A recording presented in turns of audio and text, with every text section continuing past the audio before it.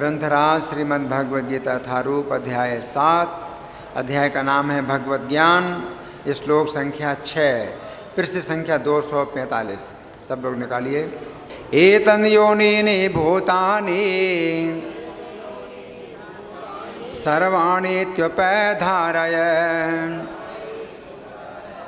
अहं कृत्स्नस्य जगतः प्रभुः प्रलयस्तथा। अनुवाद मेरे पीछे बोलिए। सारे प्राणियों का उद्गम इन दोनों शक्तियों में है। इस जगत में जो कुछ भी भौतिक तथा आध्यात्मिक है, उसकी उत्पत्ति तथा प्रलय मुझे ही जानो। इस श्लोक को समझेंगे।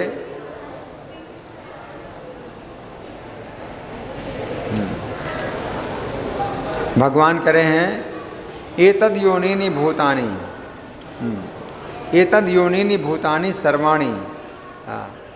तो इन दो प्रकृतियों से सब प्राणी उत्पन्न हुए हैं। पिछले श्लोक में भगवान ने दो प्रकार की प्रकृतियों का वर्णन किया था। बात नहीं, आपस में कोई बात नहीं, सबको इशारा करिए चुप रहने का। बिल्कुल शांत। जो सामने खड़े हैं, कुछ सामने कोई खड़ा नहीं होगा। आपस में कोई बातें नहीं करेंगे। बातें करने के लिए बहुत बड़ी दुनिया है।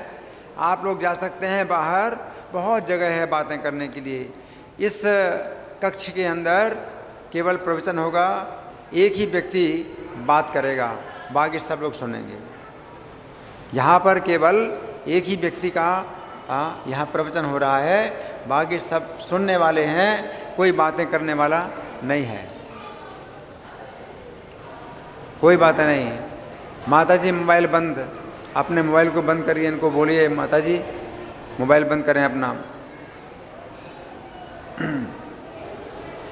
तो आज के श्लोक में भगवान कह रहे हैं कि दो प्रकृतियों से सब प्राणी बने हैं।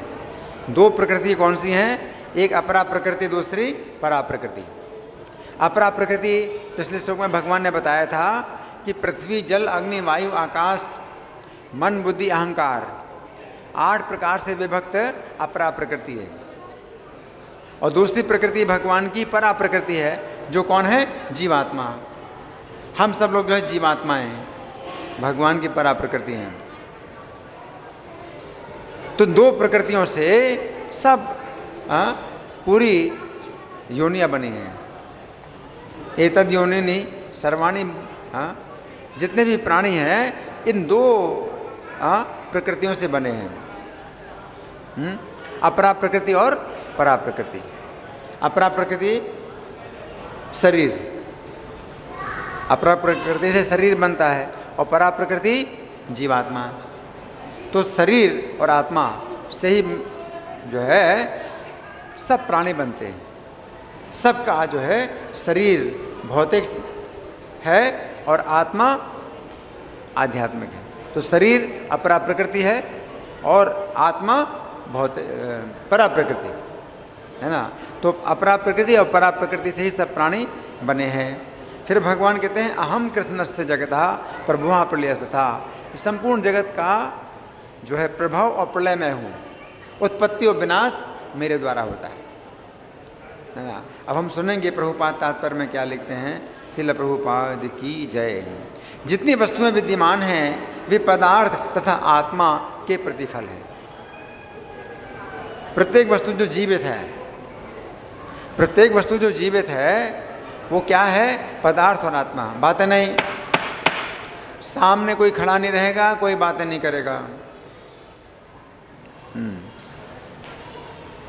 जितनी भी जीवित वस्तुएं हैं, जितनी भी जीवित वस्तुएं हैं, चाहे कीड़ा मकोड़ा हो, चींटी हो, पक्षी हो, वृक्ष हो, ये सब क्या है? पदार्थ और आत्मा से बने। वृक्ष में भी जो है शरीर अपरा प्रकृति से बना है, और उसके अंदर आत्मा है, जीवात्मा है, जो परा प्रकृति है। वृक्ष हो, चाहे पशु हो, पक्षी हो, मनुष्य हो, प्रत्येक जीव सभी जो है अपरा प्रकृति और परा प्रकृति से बने हैं। आत्मा सृष्टि का मूल क्षेत्र है और पदार्थ आत्मा द्वारा उत्पन्न किया जाता है। आत्मा जो है सृष्टि का मूल आत्मा है। जब जीवात्मा पदार्थ में प्रवेश करता है तब शरीर बनता है। जब आत्मा पदार्थ में प्रवेश करता है तब शरीर बनता है। तो जिस आत्मा के जो है जैसे कर्म होते हैं उसको वैसा शरीर मिलता है। तो जब आत्मा पदार्थ में जाती है तो उसके कर्म के अनुसार उसको वैसा शरीर प्राप्त होता है। तो यहाँ प्रभुपाद लिखते हैं कि पदार्थ आत्मा द्वारा उत्पन्न किया जाता है। शरीर उत्पन्न होता है कैसे? आत्मा के द्वारा, है ना।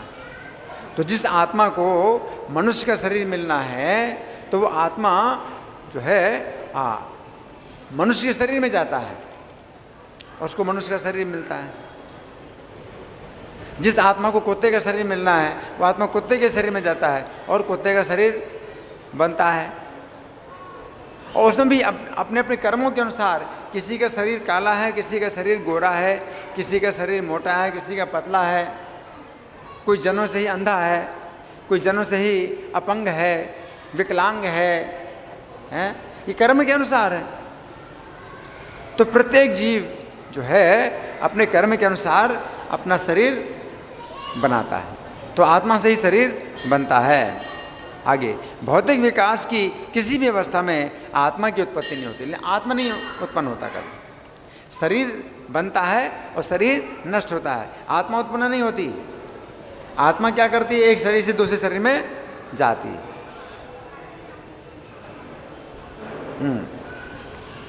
किसी भी अवस्था में आत्मा की उत्पत्ति नहीं होती, अपितु ये भौतिक जगत आध्यात्मिक शक्ति के आधार पर ही प्रकट होता है। पूरा जगत आध्यात्मिक शक्ति के आधार पर, परा प्रकृति जो जीव आत्मा है, तो जीव आत्मा ही भगवान को छोड़ करके, भगवान की सेवा को छोड़ करके इस जगत में भोगने के लिए आता है। तो अपनी इच्छा के अनुसार उसको जो है शरीर प्राप्त होते हैं, अलग अलग शरीर प्राप्त होते हैं। आगे इस भौतिक शरीर का इसलिए विकास हुआ क्योंकि इसके भीतर आत्मा उपस्थित है। शरीर जो है कैसे बनता है? आत्मा के कारण। और आत्मा के कारण शरीर बनता है, उत्पत्ति होती है, उसके बाद बड़ा भी होता है।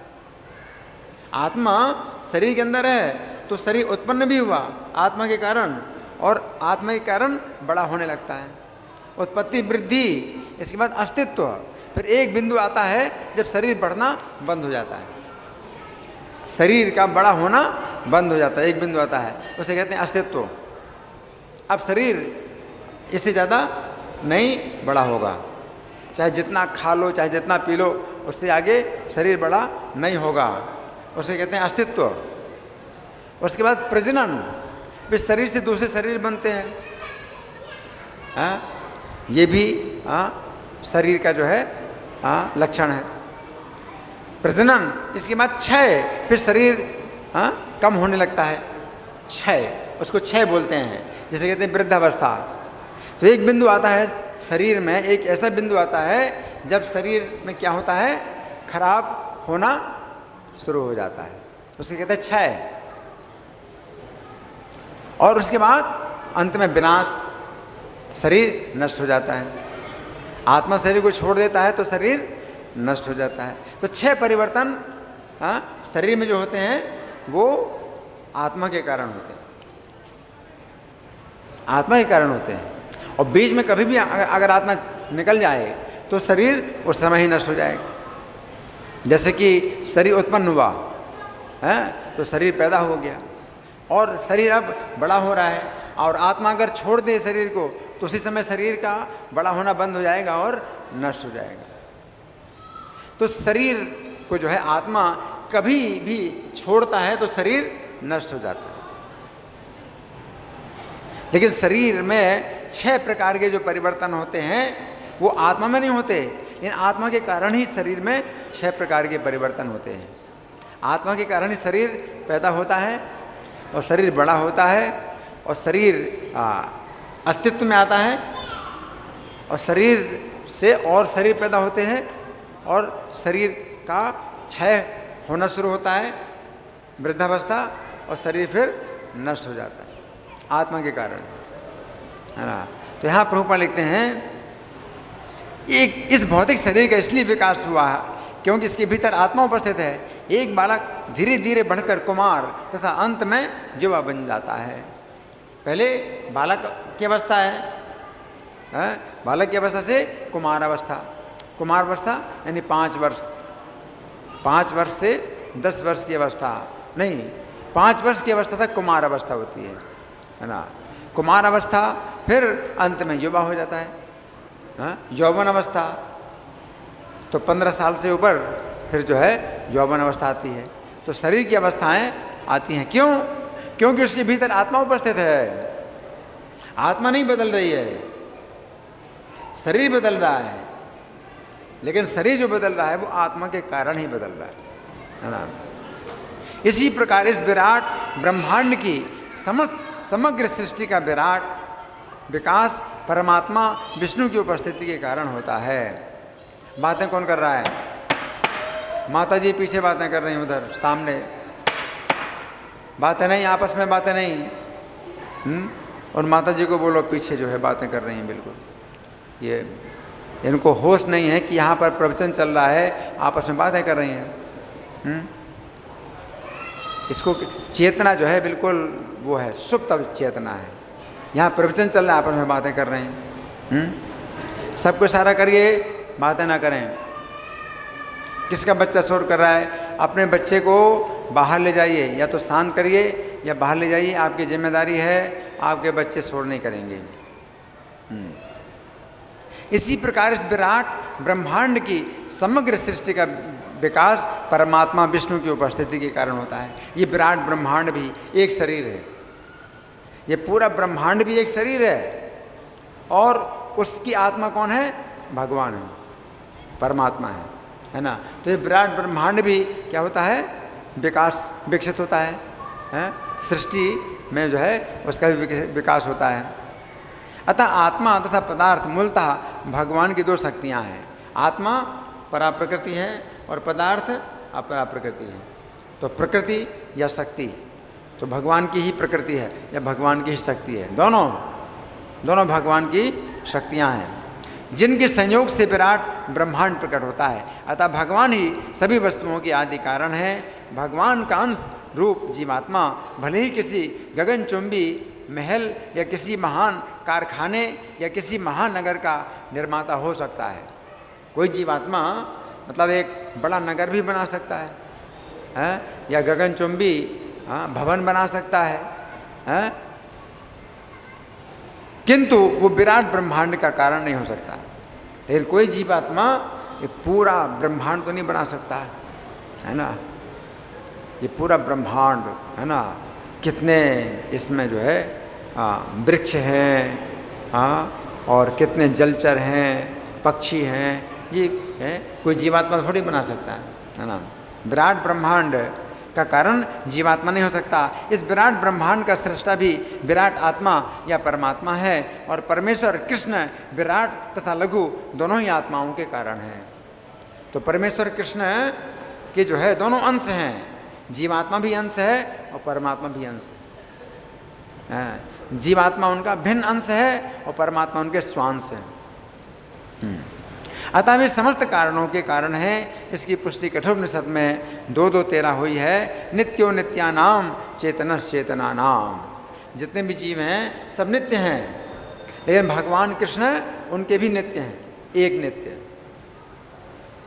तो जितने भी जीव हैं उनको अलग अलग शरीर प्राप्त होते हैं और शरीर बदलते हैं, ये सब जीव नित्य हैं, बहुत से नित्य हैं, और उनमें से एक नित्य कृष्ण है जो कि एक हैं, और वो सबके कामनाएं पूरी करते हैं। जितने भी जीव हैं कृष्ण की सेवा को छोड़ करके भोगना चाहते हैं, तो कृष्ण उनकी इच्छाएं पूरी कर रहे हैं। जीव अलग अलग प्रकार की इच्छा करता है भोगने की, और कृष्ण उसके हृदय में परमात्मा के रूप में स्थित हैं, जानते हैं इसकी क्या इच्छा है, तो उसको उसकी इच्छा के अनुसार कुत्ते का शरीर देते हैं, सूअर का शरीर देते हैं, छिपकली का शरीर देते हैं। तो 84 लाख योनियों में जीव भोगने की कोशिश करता है और कृष्ण उनको शरीर देते रहते हैं, है ना। तो यहाँ पर प्रभुपाद का तात्पर्य समाप्त हो गया। अब हम सुनेंगे इस श्लोक पर जो श्री भगवान ने कहा पुस्तक में किस प्रकार की व्याख्या है।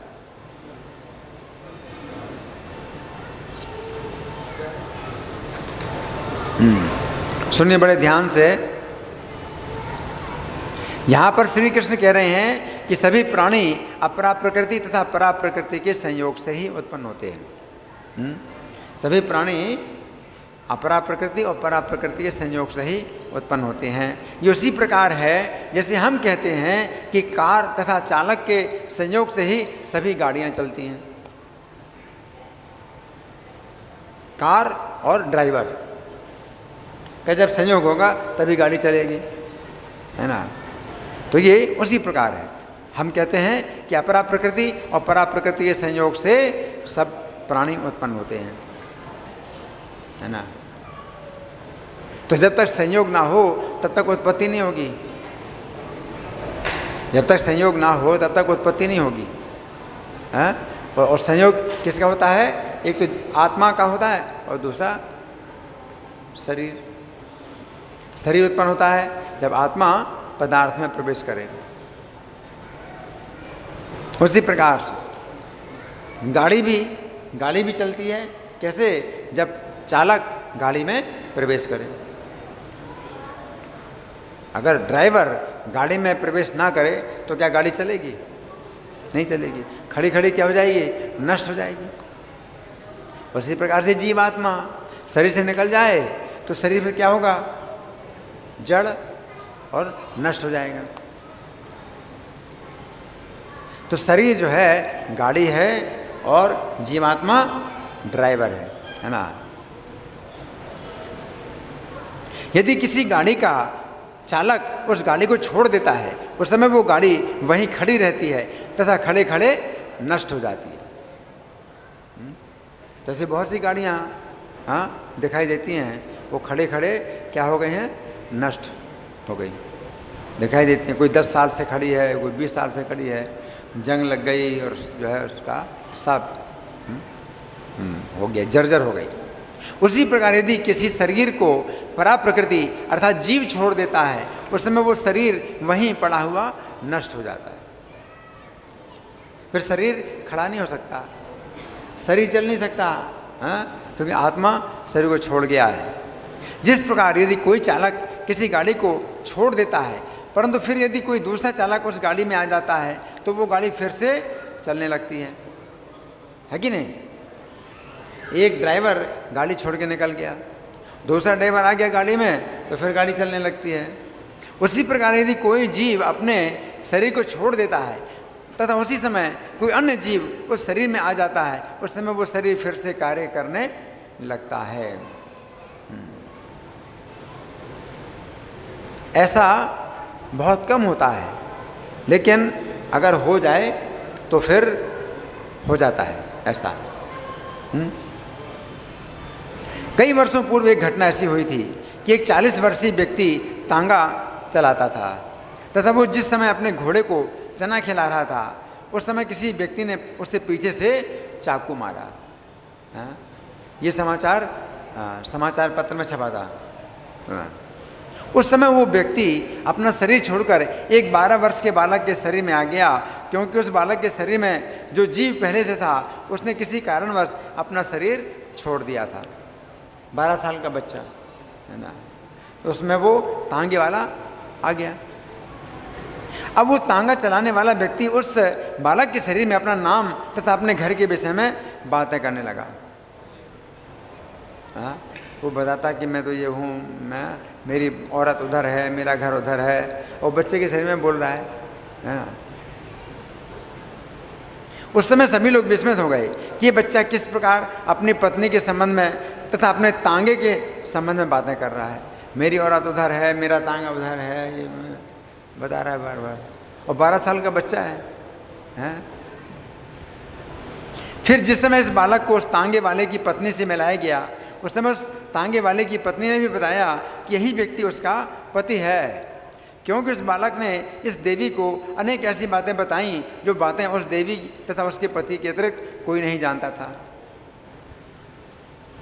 इस प्रकार की अनेक घटनाएं हैं जिनमें कोई व्यक्ति अपना शरीर त्याग देता है तथा उस शरीर में तुरंत कोई अन्य जीव आ जाता है तथा इस प्रकार उस शरीर का विनाश नहीं होता है।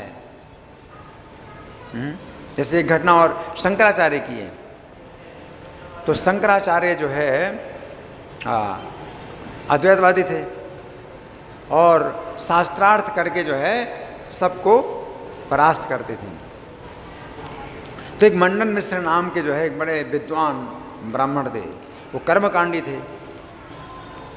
तो उनसे शास्त्रार्थ हुआ शंकराचार्य का। तो कई दिन तक शास्त्रार्थ चला। अंत में मंडन मिश्र हार गए। जब मंडन मिश्र हार गए तो उनकी पत्नी ने कहा कि अभी आप जो है जीते नहीं हैं, क्योंकि मैं उनकी अर्धांगिनी हूँ, आप मुझे भी जीतो, मुझसे शास्त्रार्थ करो।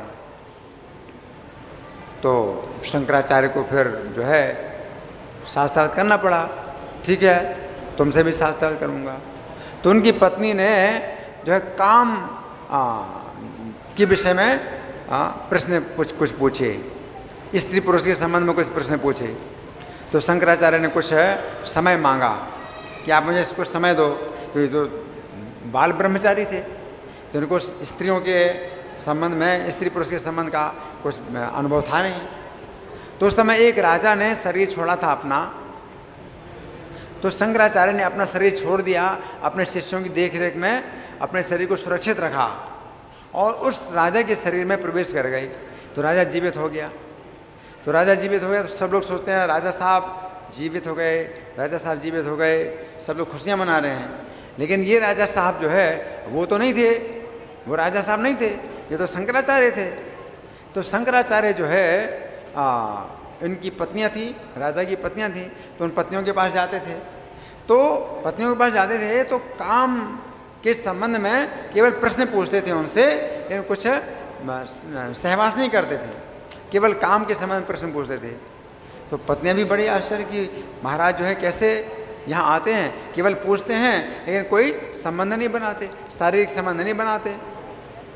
और उसके बाद जो है शंकराचार्य अपने शरीर में वापस आ गए तो सारा राजा का शरीर फिर नष्ट हो गया, फिर उन्होंने जला दिया राजा, और शंकराचार्य अपने शरीर में आ गए।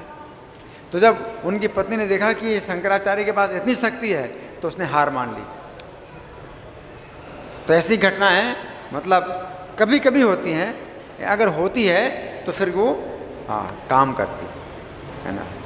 तो यहाँ ये घटना जो है बिल्कुल वास्तविक है कि 40 साल का तांगा चलाने वाला एक व्यक्ति है, उसका शरीर छूट गया और 12 साल के बच्चे में आ गया। और ये मुसलमान था, तांगा चलाने वाला मुसलमान था, तो वो जो है अपने घर की बातें कर रहा है ना। अभी हमने चर्चा की थी कि कार तथा चालक के संयोग से ही कार चलती है, उसी प्रकार शरीर तथा जीवात्मा के संयोग से प्राणी उत्पन्न होते हैं। यदि ऐसी बात है तो हम कह सकते हैं कि श्री कृष्ण की अपरा प्रकृति ही एक ऐसी फैक्ट्री है जिसमें 84 लाख प्रकार के शरीर बनते हैं। अब सुनिए, बड़ा अच्छा ये उदाहरण है। एक फैक्ट्री है, भगवान की एक फैक्ट्री है। ये भौतिक प्रकृति क्या है? एक फैक्ट्री है भगवान की, जिसमें 84 लाख प्रकार के शरीर बनते हैं। जैसे किसी फैक्ट्री में कई तरह की कारें बनती हों, वैसे ऐसी कोई फैक्ट्री नहीं है, किसी फैक्ट्री में एक ही तरह की कार बनती है। अगर कई तरह की कारें बने किसी फैक्ट्री में तो वैसी फैक्ट्री किसकी है? कृष्ण की है। तो कृष्ण की अपरा प्रकृति ही एक ऐसी फैक्ट्री है जिसमें 84 लाख प्रकार के शरीर बनते हैं, 84 लाख प्रकार की कारें बनती हैं। गीता 9:10 में श्री कृष्ण कहते हैं कि उनकी अध्यक्षता में प्रकृति सभी चर तथा अचर प्राणियों के शरीर बनाती है। तो अपरा प्रकृति ही वो फैक्ट्री है और ये फैक्ट्री कृष्ण के निर्देशन में चलती है ना। तो कृष्ण कह रहे हैं ना कि मेरी अध्यक्षता में भौतिक प्रकृति उत्पन्न करती है, चराचर प्राणियों के शरीर उत्पन्न करती है। तो वो फैक्ट्री अपरा प्रकृति है और कृष्ण के निर्देशन में ये सब शरीर 84 लाख प्रकार के शरीर बनाती है ना। इसका अर्थ है कि 84 लाख प्रकार के शरीरों में से 10 लाख प्रकार के उड़ने वाले शरीर पक्षियों के बनते हैं। 10 लाख प्रकार के जो शरीर हैं या गाड़ियां हैं वो कैसी हैं? उड़ने वाली हैं। 10 लाख प्रकार की गाड़ियां उड़ने वाली हैं, एक ही फैक्ट्री में है और कृष्ण ही है मैनेजर, अध्यक्ष है। उसे क्या कहेंगे अंग्रेजी में? अध्यक्ष को क्या कहेंगे? प्रेसिडेंट है, सुपरवाइजर, अध्यक्ष है ना। तो कृष्ण सुपरवाइजर हैं, उनकी सुपरविजन में, उनकी अध्यक्षता में 84 लाख प्रकार की गाड़ियां बनती हैं, जिनमें से 10 लाख प्रकार की गाड़ियां कैसी हैं? उड़ने वाली हैं। 10 लाख प्रकार के उड़ने वाले शरीर पक्षियों के बनते हैं। 9 लाख प्रकार के पानी में चलने वाले शरीर जलचरों के बनते हैं। तो 9 लाख प्रकार की गाड़ियाँ कैसे चलती हैं? बनती हैं जो पानी में चले। तो कृष्ण की सुपरविजन में, कृष्ण सुपरवाइजर हैं। तो 9 लाख प्रकार के जो शरीर हैं ये पानी में चलने वाले हैं, वो बनते हैं। इस प्रकार अलग अलग विशेषताओं तथा योग्यताओं वाले 84 लाख प्रकार के शरीर विभिन्न प्रकार के कारों के समान हैं। जैसे कुछ कारें हैं दीवार में ही चलती हैं, छिपकली है ना, तो दीवार में ही चलती हैं, है ना। तो कुछ गाड़ियाँ ऐसी हैं, भगवान की फैक्ट्री में कुछ गाड़ियाँ ऐसी हैं जो दीवार में ही चलती हैं, है ना। तो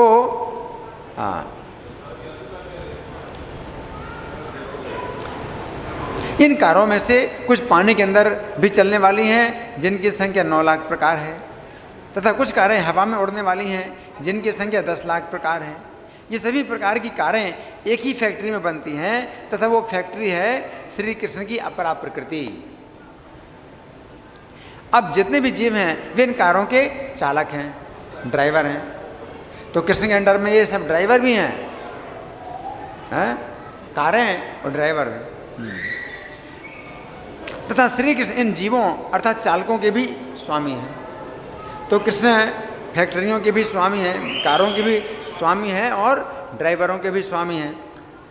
अब ये समझने की बात है कि जिस प्रकार किसी कंपनी में बहुत सी कारें तथा बहुत से चालक होते हैं, तथा जिस प्रकार कंपनी का मालिक अपनी इच्छा से समय सीमा पर किसी चालक को कोई कार चलाने के लिए देता है तथा कभी उसे उस कार से हटा देता है, उसी प्रकार श्री कृष्ण किसी भी जीव को किसी प्रकार का शरीर देते हैं तथा किसी जीव को उस शरीर से बाहर निकाल देते हैं। इस प्रकार किसी भी जीव की ना तो उत्पत्ति होती है और ना ही विनाश होता है, केवल कारें बदली जाती हैं। सब ड्राइवर अविनाशी हैं। जितने ड्राइवर हैं उनमें से किसी की मृत्यु नहीं होती, जितने कार हैं। लेकिन बस कार बदल दी जाती है, तो कार बदल गई तो कहते भाई ये ड्राइवर मर गया। ड्राइवर थोड़ी मरा है, वो कार से निकल गया और फिर दूसरी कार को चलाएगा, तो कहते हैं ये ड्राइवर पैदा हो गया। तो ड्राइवर थोड़ी पैदा हुआ, ड्राइवर ने एक कार को छोड़ दी तो कार नष्ट हो गई, तो ड्राइवर तो दूसरी कार में चला गया, वो दूसरी कार चला रहा है। तो इसी प्रकार से और कृष्ण के सुपरविजन में ये सब कार्य हो रहा है। इस प्रकार किसी भी जीव की ना तो उत्पत्ति होती है और ना ही विनाश होता है, केवल जीव को एक नया शरीर प्राप्त होता है तथा उससे पुराना शरीर लिया जाता है। उससे गाड़ी ले ली जाती है, छोड़ो अभी तुम्हारी गाड़ी नहीं है, इसको छोड़ दो, अब तुमको दूसरी गाड़ी दी जाएगी, है ना। इस प्रकार से कृष्ण जो है कंपनी के मालिक हैं। श्री कृष्ण की अध्यक्षता में अपरा प्रकृति ही परा प्रकृति को नए शरीर प्रदान करती है। तो फैक्ट्री गाड़ी बनाती है, तो इस ड्राइवर के लिए जो है फैक्ट्री नई गाड़ी बना के देती है, लो तुम्हारे लिए ये नई गाड़ी है, इसको छोड़ दो। अब इसको क्या कर देंगे, फैक्ट्री वाले नष्ट कर देंगे इस गाड़ी को। तो कृष्ण जो है किसकी अध्यक्षता में जो है जीव किसी शरीर को छोड़ता है, यानी ड्राइवर गाड़ी को छोड़ता है, उससे छीन ली जाती है गाड़ी, उसको नष्ट कर दिया जाता है और नई गाड़ी फिर उसको बना के दी जाती है, चलो अब इस गाड़ी को चलाओ, है ना। तथा पुराने शरीर छीन लेती है, इसे ही उत्पत्ति तथा विनाश कहते हैं। इसको ही उत्पत्ति और विनाश कहते हैं। कृष्ण कहते हैं सबकी उत्पत्ति और विनाश का कारण मैं हूँ। तो उत्पत्ति तो किसी की नहीं हुई, उत्पत्ति तो किसी की नहीं हुई, कोई भी ड्राइवर उत्पन्न नहीं हुआ। लेकिन उत्पत्ति का कारण का मतलब क्या है कि वो नई गाड़ी में आ गया, नई गाड़ी उसको मिल गई, तो हम कहते हैं ड्राइवर पैदा हो गया। ड्राइवर थोड़ी पैदा हुआ, ड्राइवर तो पहले से था। हाँ, उसको नई गाड़ी दे दी गई है और उस गाड़ी में वो आ गया है और गाड़ी चला रहा है। और गाड़ी चला रहा है तो शरीर क्या होता है, बड़ा हो रहा है, विकसित हो रहा है। और श्री कृष्ण ही सभी जीवों की उत्पत्ति तथा विनाश के कारण हैं, क्योंकि उनकी ही अध्यक्षता में भौतिक प्रकृति अथवा अपरा प्रकृति कार्य कर रही है। इस श्लोक के बंगाली पद्यानुवाद में श्रील प्रभुपाद लिखते हैं, एक दो प्रकृति से नाम परा परा। दो प्रकार की प्रकृतियां हैं, इनके नाम क्या है, परा परा, परा अपरा। परा अपरा को इकट्ठा करते हैं तो परा परा हो जाता है। यही दो ही प्रकृति से नाम परा परा, सर्वभूत योनि तारा जाने परंपरा। सर्वभूत योनि तारा, सब प्राणियों की योनि इन्हीं को जानो, है ना, जान परंपरा। ये हेतु प्रकृति दो ही आमा हाथे है। तो दोनों प्रकृतियां मेरी हैं, दोनों प्रकृतियां मेरी हैं। जगतेर उत्पत्ति लय आमी ते निश्चय। तो यहाँ पर श्री कृष्ण अर्जुन से कह रहे हैं, जगतेर उत्पत्ति लय आमी ते निश्चय, अर्थात हे अर्जुन, संपूर्ण जगत की सृष्टि तथा प्रलय मेरे ही द्वारा होती है, अतः तुम मेरे भक्त बनो। तो अगर हम कृष्ण के भक्त बन जाएं तो फिर ये गाड़ी को जो है ये बदलने का चक्कर नहीं रहेगा, फिर गाड़ी बदलने का चक्कर नहीं रहेगा। और वो ये गाड़ी जो है कैसी है, खराब भी होती है ना, उत्पन्न होती है, फिर बड़ी होती है, फिर उससे और गाड़ियाँ पैदा होती हैं। तो ये सब चक्कर नहीं है। हाँ, कृष्ण के धाम में आप जाएंगे तो आपको एक ही गाड़ी मिलेगी, हमेशा नई, बिल्कुल फ्रेश, है ना। उससे क्या बोलते हैं, जो बिल्कुल नई होती है ना, है ना, है ब्रांड न्यू, हमेशा एवर न्यू, है ना। तो ऐसी गाड़ी आपको मिलेगी, है ना। तो कभी बदलना नहीं पड़ेगा, आपको गाड़ी नहीं बदलना पड़ेगा, हमेशा जो है ब्रांड न्यू रहेगी वो गाड़ी, है ना, एवर न्यू, है ना। तो ये संसार खटारा गाड़ियाँ हैं, सब खटारा गाड़ियाँ मिल रही हैं, है ना। और जीव को जो है मिलती है, उसमें जो है वो गाड़ी नहीं चल रही है और आवाज़ पैदा कर रही है ना, और सिर दर्द पैदा कर रही है। तो जीव को जो है इन गाड़ियों के कारण बड़ा कष्ट मिल रहा है ना। और जब जीव से गाड़ी छीनी जाती है तो उसको लगता है कि मैं मर गया। वो तो नहीं मर रहा है, वो सोचता है मैं मर गया। और जीव को जब नई गाड़ी दी जाती है तो बड़ी असुविधा होती है, बड़ा कष्ट होता है नई गाड़ी चलाने में, है ना।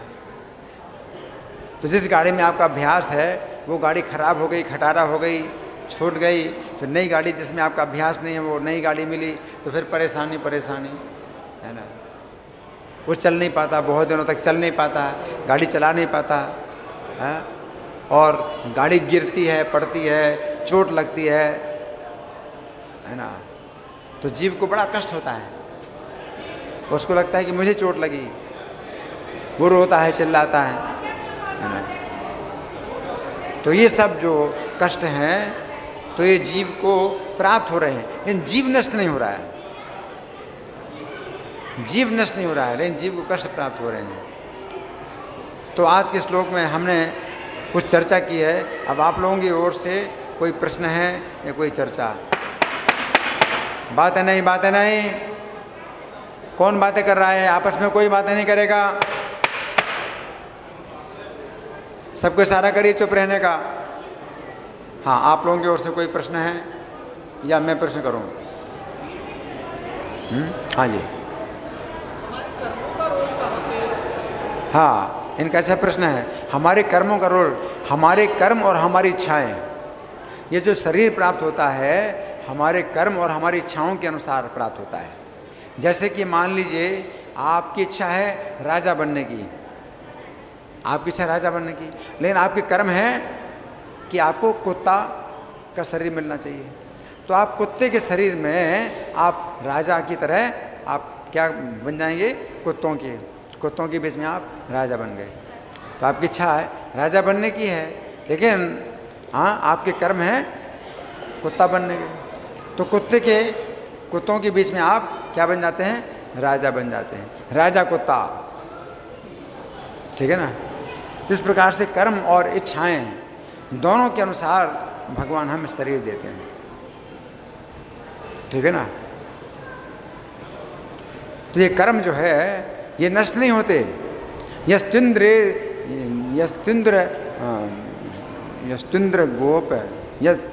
गोप मथवेंद्र महोसु कर्मे बंधान रूप फल भाजन मातनोति कर्माणु किंतु कर्माणि निर्दहति किंतु च भक्ति भाजाम गोविंद मादि पुरुषम तम अहम भजामि।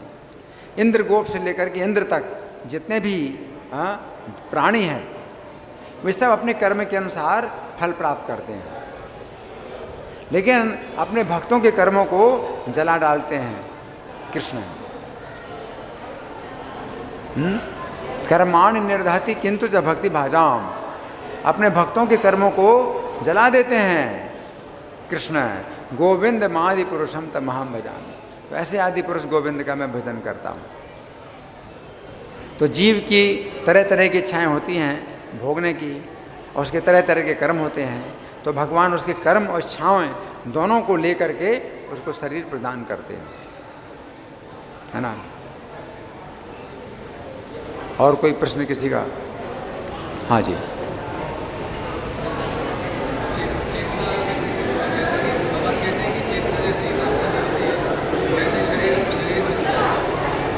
चेतना जैसी, अच्छा अंतिम का अंतकाल में जैसी चेतना होती है वैसे शरीर मिलता है, तो उसमें कुछ गहराई है, इसको समझना पड़ेगा। अंतकाल में चेतना जैसी होती है तो भागवत में एक कथा आती है राजा पुरंजन की। तो राजा पुरंजन अंतिम काल में अपनी पत्नी का स्मरण करते हुए शरीर छोड़ते हैं, लेकिन उनको स्त्री का शरीर तुरंत नहीं मिलता।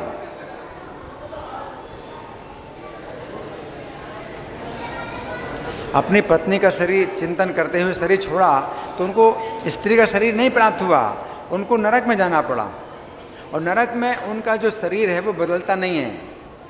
जो व्यक्ति पापी होता है तो वो अपने उसी शरीर से ही अपने पापों का फल भोगता है, यातना शरीर प्राप्त होता है। यातना शरीर का जो है जो आकार है वो स्थूल शरीर की तरह होता है, लेकिन यातना शरीर नष्ट नहीं होता है, कष्ट बहुत मिलता है लेकिन नष्ट नहीं होता। तो राजा पुरंजन को यातना शरीर की प्राप्ति हुई, और नरक में उनको बहुत युगों तक नरक में उनको कष्ट भोगने पड़े, कई प्रकार के नरक प्राप्त हुए। और उसके बाद फिर विचार किया, किसने विचार किया? जो वहाँ के अधीक्षक हैं, मृत्यु के देवता हैं, उन्होंने विचार किया। अंतकाल में इसने किसका चिंतन किया था? स्त्री का चिंतन किया था। अब इसको स्त्री का शरीर प्राप्त होना चाहिए। तो हम तो सोचते हैं कि हमने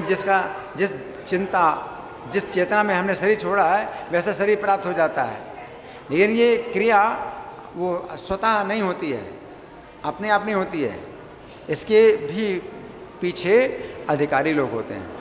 अधिकारी लोग जो है निर्णय करते हैं।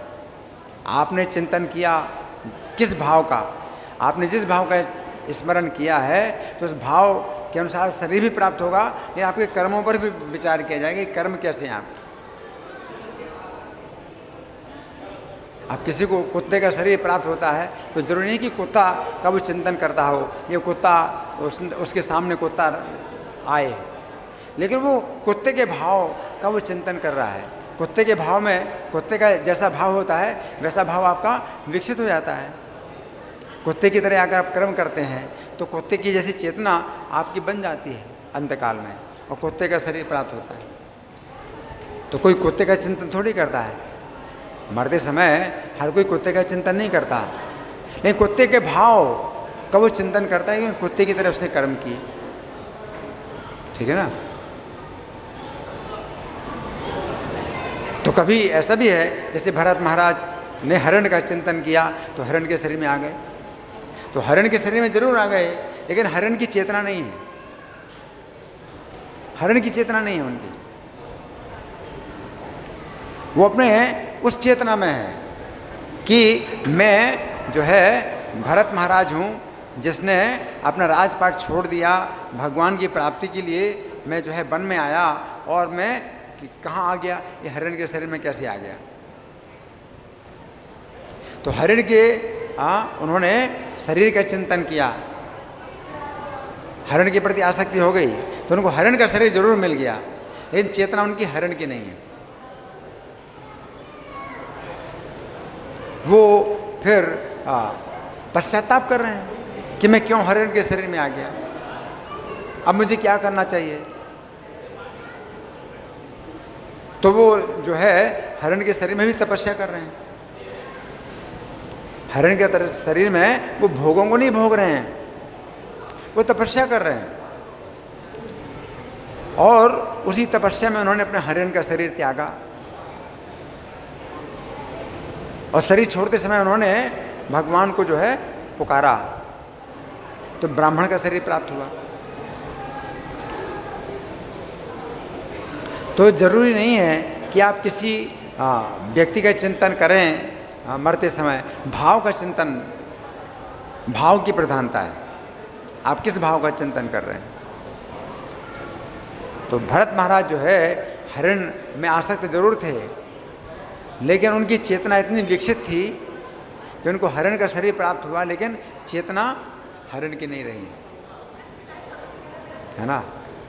तो ये कुछ गहरी बातें हैं इसमें। हाँ जी, भगवान कहते हैं कि तुम अपने आप को निमित्त मात्र मानो, निमित्त बनो। भगवान कह रहे हैं कि तुम निमित्त बनो। फिर अपने कर्मों का फल क्यों भोगते जब हम निमित्त मात्र नहीं है। भगवान कह रहे हैं, भगवान की शिक्षा अगर कोई पालन करे तो वो छूट जाएगा कर्म से, लेकिन हम अपने को कर्ता मानते हैं ना कि मैं करता हूँ। तो जब हम स्वयं निश्चय करते हैं कि हमें ये काम करना है, हमें वो काम करना है ना, मुझे ये करना है, मुझे ये करना है, तो जब मेरे अंदर वो कर्तापन का भाव रहता है कि मैं ये कर रहा हूँ, तो भगवान का आदेश का हम पालन नहीं कर रहे हैं। लेकिन भगवान कह रहे हैं अर्जुन से कि तुम मेरे आदेश का पालन करो, मेरे द्वारा ये सब पहले से मारे गए हैं, तुम केवल निमित्त मात्र बनो, तुम मेरी आज्ञा से काम करो। तो हर कोई तो अपने मन की आज्ञा से काम करता है, अपने मन के अनुसार काम करता है, बंधा फिर कर्म बनता है उसका। तो जब भगवान अर्जुन से कह रहे हैं कि तुम मेरी आज्ञा से काम करो और तुम निमित्त हो, क्योंकि मारने वाला मैं हूँ, मेरे द्वारा पहले से मारे गए हैं, मेरे द्वारा पहले से मारे गए, तो मेरी आज्ञा से काम करो, तो तुम्हें पाप नहीं लगेगा, तुम्हें पाप नहीं लगेगा, मेरी आज्ञा से काम करो। लेकिन जब हम अपने मन के आज्ञा से काम करते हैं तो हमें फिर वो उसका पाप और पुण्य बनता है, वही बंधन है, कर्म का बंधन। हाँ जी, आपको भगवान को भी मतलब जी बताते ना कि भगवान भी ड्राइवर है, और यहाँ पे जीव को भी ड्राइवर बताया। हाँ हाँ, वो कुछ और गहरी बात है कि वास्तव में शरीर के अंदर जो जीवात्मा है तो वो शरीर के अंदर बैठा हुआ है गाड़ी में, और गाड़ी चलाने वाले तो परमात्मा है, गाड़ी चलाने वाले तो परमात्मा है ना। लेकिन तो अभी गाड़ी जो चला रहे हैं परमात्मा, तो वो अपनी इच्छा से नहीं चला रहे हैं, वो जीव की इच्छा से चला रहे हैं।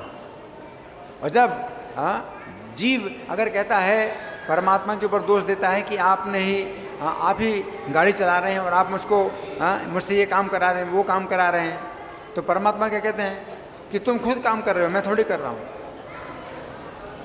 जैसे कि ड्राइवर है, आप किसी गाड़ी में बैठे हैं और गाड़ी वो चला रहा है और आप कहते हैं मुझे यहाँ ले जाओ, मुझे वहाँ ले जाओ, और गलत जगह पर आप कहते हो और वो ले आता है। फिर आप कहते हैं मुझे गलत जगह पर तुम क्यों लाए, तो ड्राइवर क्या कहता है, मैं थोड़ी लाए, तुम खुद आए हो गलत जगह पर। और झगड़ा होता है, आप ड्राइवर से झगड़ा करते हो, मुझे इतनी गलत जगह पर क्यों लाए, तो कहता है मैं थोड़ी लाया, तुम खुद आए हो, तो झगड़ा होता है। उसी प्रकार से जीवात्मा का परमात्मा के साथ झगड़ा हो रहा है। जीवात्मा कहता है कि आप सब पाप कर्म मुझसे आप कराते हो, तो परमात्मा क्या कहते हैं कि तुम खुद कर रहे हो, मैं क्या कराता हूँ। तो कराते तो वो हैं, उनकी इच्छा थोड़ी है, उनकी इच्छा से थोड़ी है, तुम्हारी इच्छा है। तो परमात्मा कहते हैं तुम्हारी इच्छा से मैं कर रहा हूँ, तो मैं जिम्मेदार नहीं, तुम जिम्मेदार हो। हाँ जी, ये आपको भी पता चलता है। अगर आपको जो है ड्राइवर पर विश्वास है कि ये ड्राइवर जो है हमें गाड़ी की सुरक्षा करेगा और मेरी भी सुरक्षा करेगा और सही जगह पर ले जाएगा, और आप कहें कि ड्राइवर साहब आपको जो है पता है सबसे बढ़िया जगह कौन सी शहर में जहाँ मैं ठहर सकता हूँ, मुझे आप सबसे बढ़िया जगह पर ले चलो, तो उसकी जिम्मेदारी है। और अच्छे रास्ते से ले चलो, गाड़ी भी में धक्का ना लगे, तो वो अच्छे रास्ते से ले जाएगा, अच्छी जगह पर ले जाएगा, उसकी जिम्मेदारी है ना। लेकिन आप खुद मालिक बने हो, नहीं मुझे इधर से चलो उधर चलो, अब गाड़ी उछल रही है और ख़राब हो रही गाड़ी, फिर कहते तुम इतनी गलत रास्ते से क्यों चल रहे हो, तो कहता मैं कहाँ चल रहा हूँ, तुम चल रहे हो गलत रास्ते पर, ठीक है ना। तो हम जो है कृष्ण से प्रार्थना करें कि मैं आपकी शरण में हूँ, हम हरे कृष्ण मंत्र का जाप कर रहे हैं, मुझे अपनी सेवा में लगाओ। अभी तो हम भगवान को अपनी सेवा में लगा रहे हैं, तो फिर हम थोड़ी तो फिर भगवान जिम्मेदार नहीं है हमारे कर्मों के, हम खुद जिम्मेदार हैं। हम भगवान को आदेश दे रहे हैं, हम इच्छा कर रहे हैं, हम प्रार्थना करते हैं, हरे कृष्ण मंत्र का जाप करते हैं कि मुझे अपनी सेवा में लगाइए। तो फिर जब वो अपनी सेवा में लगाते हैं, हम उनकी इच्छा के अनुसार कार्य करते हैं, तो फिर उनकी जिम्मेदारी होती है, हमारा कोई पाप और पुण्य नहीं बनता,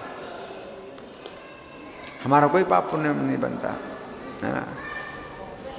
आपका प्रश्न है? हाँ, कोई भी कर्म करते हैं, मान के अगर करें कृष्ण के लिए कर्म कर रहे हैं, क्या कर्म फल से मुक्त कर देते हैं? किसके लिए? अगर हम ये सोच कर कोई भी काम करते हैं कि हम कृष्ण के लिए कर रहे हैं, भगवान के लिए कर रहे हैं, कोई भी कर्म, हाँ, देखिए हमें अपने को धोखा नहीं देना चाहिए कि हम भगवान के लिए कर रहे हैं और अपने लिए कर रहे हैं और सोचें हम भगवान के लिए कर रहे हैं, अपने को ही धोखा दे रहे हैं।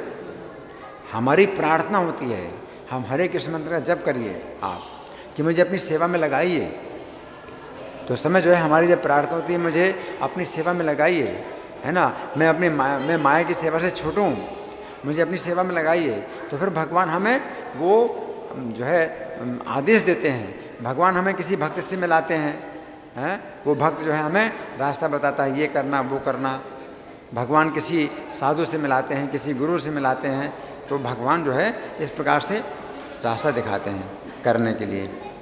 धन्यवाद। ग्रंथराज श्रीमद् भगवद गीता की जय, श्रील प्रभुपाद की जय, राधा पार्षार्थी ललिता विशाखा की जय, गौर निताई की जय, सीताराम लक्ष्मण हनुमान की जय हो।